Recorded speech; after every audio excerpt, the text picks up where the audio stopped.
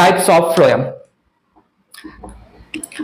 Types of phloem simple है, जैसे types of xylem को हमने जो है एक्सप्लेन किया था, वैसे ही यहां पर types of phloem based on origin. Types of phloem पहला लिया यहां पर बेस्ड ऑन ओरिजिन। थोड़ा बताइए कितने टाइप के फ्लोएम होंगे? एक होगा प्राइमरी फ्लोएम और दूसरा होगा सेकेंडरी फ्लोएम। थोड़ा डिफाइन तो करिए, प्राइमरी फ्लोएम कैसे बनता है? Primary phloem produced by primary meristem specifically procambium during vascularization during primary growth. थोड़ा सुनिएगा। So primary phloem produced by primary meristem bracket में procambium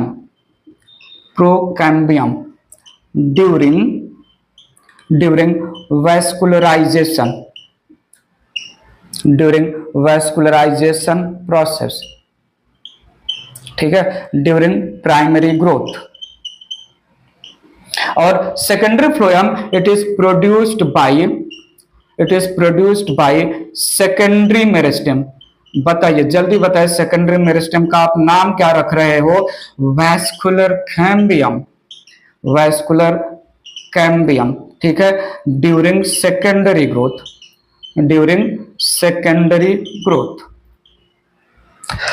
primary phloem based on development, फिर से दो टाइप का, थोड़ा ध्यान दीजिएगा। Primary phloem based on development दो टाइप का, एक है प्रोटोफ्लोएम और दूसरा है मेटाफ्लोएम। दोनों प्राइमरी फ्लोएम है। जब प्राइमरी फ्लोएम के एलिमेंट्स, जब प्राइमरी फ्लोएम के कंपोनेंट स्मॉल हैं, लेस डेवलप्ड हैं, इमेच्योर हैं, अंडर डेवलप्ड हैं, और प्राइमरी फ्लोएम के कंपोनेंट में सी ट्यूब नैरो ल्यूमेन का हो, तो ऐसे प्राइमरी फ्लोएम को प्रोटोफ्लोएम बोलेंगे। और प्राइमरी फ्लोएम जो एडवांस कंपोनेंट रिप्रेजेंट कर रहा है, डेवलप्ड कंपोनेंट शो कर रहा है, जिसमें सी ट्यूब का ल्यूमेन ब्रॉड हो, उसको हम मेटाफ्लोएम नाम देते हैं। So protophloem produced first, metaphloem produced later. थोड़ा सुनिएगा। Protophloem it is under developed, small cells इसके पास होते हैं। Sieve tube has narrow inner cavity or lumen. और metaphloem it is developed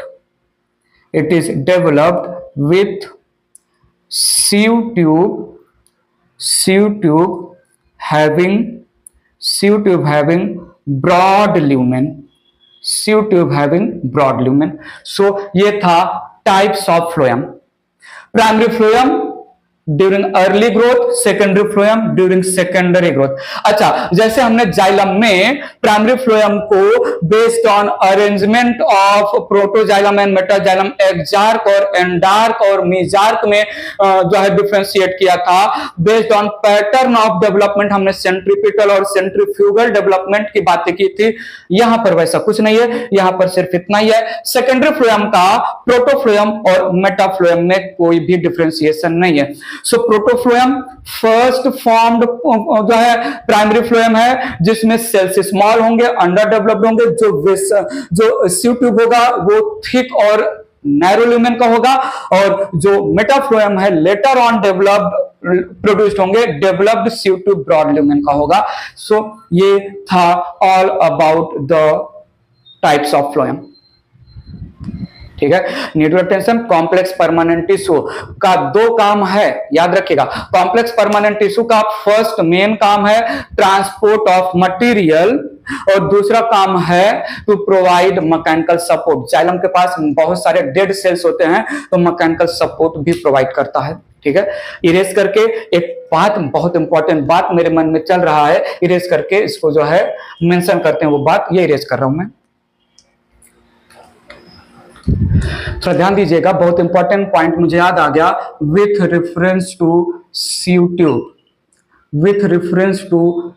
tube, बहुत इंपॉर्टेंट पॉइंट बोलने जा रहा हूं।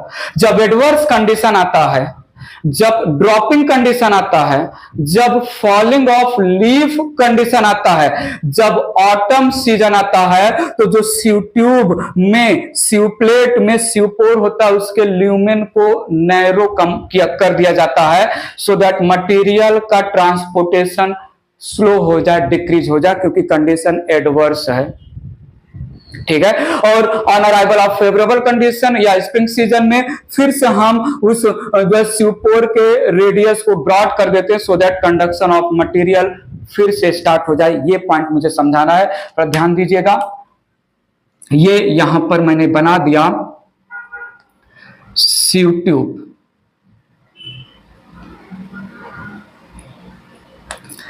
सीव ट्यूब में there is presence of oblique septa, जिसको हमने सीव प्लेट नाम दिया, जो कि परफोरेटेड होता है। I need your full attention. सीव tube में ये छोटे छोटे पोर्स हैं, थोड़ा ध्यान दीजिएगा, बहुत इंपॉर्टेंट पॉइंट मैं आपको समझा रहा हूं। पहला केस लिया यहां पर, ठीक है। On arrival of unfavourable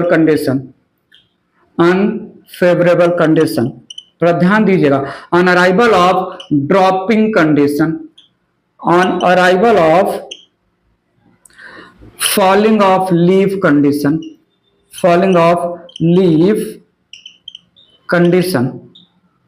on arrival of autumn season.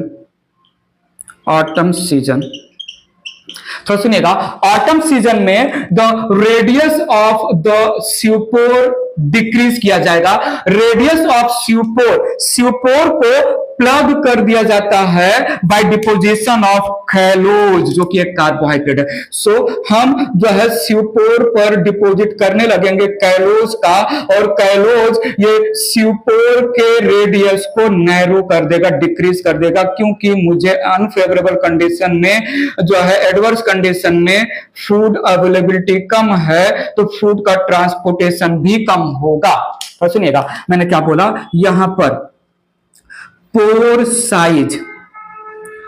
Size या रेडियस, या जो है इसी को बोल दो diameter of sieve pores decreases due to deposition of callose chemically beta 1,3 glucan है, एक टाइप का कार्बोहाइड्रेट है। कैलोज अराउंड सीवपोर, ठीक है। तो सुनिएगा, कैलोज का deposition around the sieve pore is called callose pad या कैलोज प्लग। तो ये हो गया कैलोज प्लग नाम देते हैं, कैलोज पैड नाम देते हैं, कहीं कहीं पर इसको कैलस पैड भी नाम देंगे, ठीक है। जो है प्रेजेंस मत लिखो, deposition of callose around sieve pore to decrease pore size। Phloem food transport जो डिक्रीज हुआ, लीफ का गिरना होगा, अनफेवरेबल कंडीशन है, जितना फूड स्टोर है उसी में काम चलाना है। तो क्यों हम फूड के ट्रांसपोर्टेशन को नॉर्मल रखें? फूड के ट्रांसपोर्ट जितना अवेलेबल फूड है इन द प्लांट बॉडी, जब इन्वायरमेंट अनफेवरेबल है तो उतने में ही काम चलाना है। तो जो फूड का ट्रांसपोर्टेशन है उसको डिक्रीज कर दो। डिक्रीज करने के लिए पोर साइज को डिक्रीज कर दो। पोर साइज को डिक्रीज करने के लिए पोर साइज का रेडियस डिक्रीज कर दो। उसको डिक्रीज करने के लिए पोर के अराउंड कैलोज का डिपोजिशन कर दिया अनफेवरेबल कंडीशन में। Need your attention on arrival of favourable condition, जिसको हम स्प्रिंग सीजन भी नाम दे सकते हैं। स्प्रिंग सीजन थोड़ा सुनिएगा, मैंने बोला कैलोज प्लग या callose pad is dissolved callose fat is dissolved by callase enzyme, callase enzyme. thus pore become thus pores become normal। Unfavourable condition में जुडिशियसली जितना प्लांट के बॉडी में स्टोर्ड फूड है उसी को हमें रोल ऑन करना है थ्रू आउट प्लांट बॉडी। बाहर से जो है लीफ फोटोसिंथेसिस नहीं कर सकते हैं, लीफ फॉल डाउन हो रहे हैं तो फूड सिंथेसाइज कौन करेगा? उस समय प्लांट ऑर्गन में जो फूड अवेलेबल है जुडिशियसली यूज करने के लिए थोड़ा थोड़ा ट्रांसपोर्ट किया जाए जहां जहां रिक्वायर्ड है, जब तक लीफ फॉल होने के बाद नए लीफ ना डेवलप हो जाए के लिए कैलोज का प्लग हम बना देंगे स्यूपोर के अराउंड। पोर साइज डिक्रीज करेंगे, मटेरियल का कंडक्शन या फूड का कंडक्शन जो अवेलेबल है प्लांट बॉडी में स्लो हो जाएगा। फिर से स्प्रिंग सीजन आया, नए नए लीव्स डेवलप होने लगे और जो लीफ फोटोसिंथेसिस करके नॉर्मल फूड सिंथेसाइज करने लगे तो कैलोज को कैलेज से डिसॉल्व कर दो, पोर साइज फिर से नॉर्मल होने लगा। सो मैं ये बोल सकता हूं कि अनफेवरेबल कंडीशन में प्लांट का ग्रोथ स्लो होता है क्योंकि अनफेवरेबल कंडीशन में फूड का ट्रांसपोर्टेशन कम होगा क्योंकि पोर साइज डिक्रीज हो चुका है कैलोज प्लग की वजह से। और फेवरेबल कंडीशन के आने पर मैक्सिमम प्लांट ग्रोथ होता है, उस समय कैलोज प्लग को डिसॉल्व किया जाता है क्योंकि अब लीफ डेवलप हो चुका है, ऑटम सीजन जा चुका है। तो ये था callose plug, deposition of callose carbohydrate around the sieve pore to decrease the pore size. बात समझ में आई? पक्का? एक और point with reference to sieve tube, ये इरेज कर रहा हूं मैं। With reference to sieve tube एक और पॉइंट मेंशन कर लेते हैं, थोड़ा देखिएगा, बहुत इंपॉर्टेंट पॉइंट है। यहां पर मैंने मेंशन किया सीव ट्यूब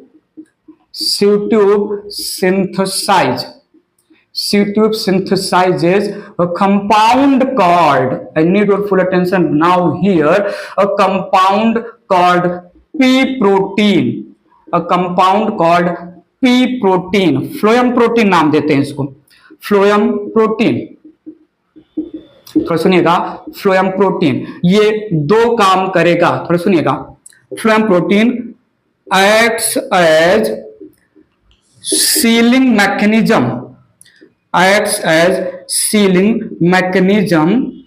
for wounding या breaking of phloem parts along with callose callose भी जो है हील करता है, बट मेन तो जो है यहाँ पर ये आ जाएगा फ्लोएम प्रोटीन का मेन काम है जो फ्लोएम के जो है पार्ट्स हैं अगर वो इंजर्ड हो गए, ब्रेक हो गए तो उसको हील करना, सील करना, जो है सील मैकेनिज्म के थ्रू वुंड या इंजरी को जो है सील कर देना सो दैट जो है लीकिंग ऑफ मटेरियल ना हो।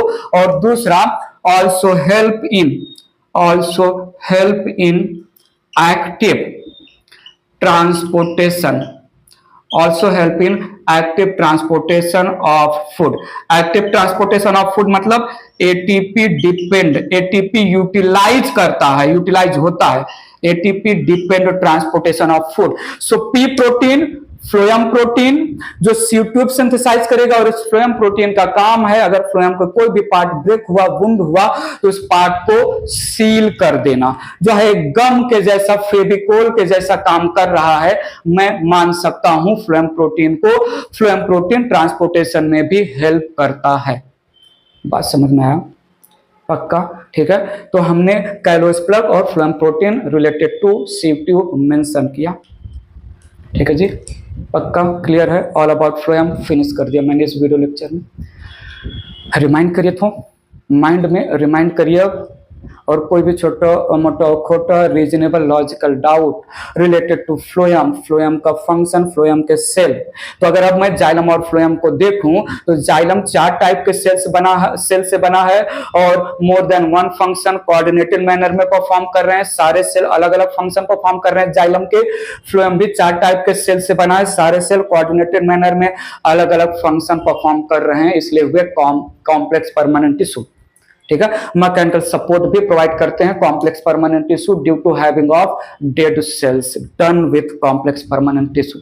सो यहां पर टिश्यू कंप्लीट हो गया। Tissue on the name of made up of group of dividing cell, meristematic tissue, tissue on the name of made up of similar cell, simple permanent tissue on the name of जो है made up of dissimilar cell, complex permanent tissue पैरेम, कोलन, स्क्लेरन, xylem, phloem.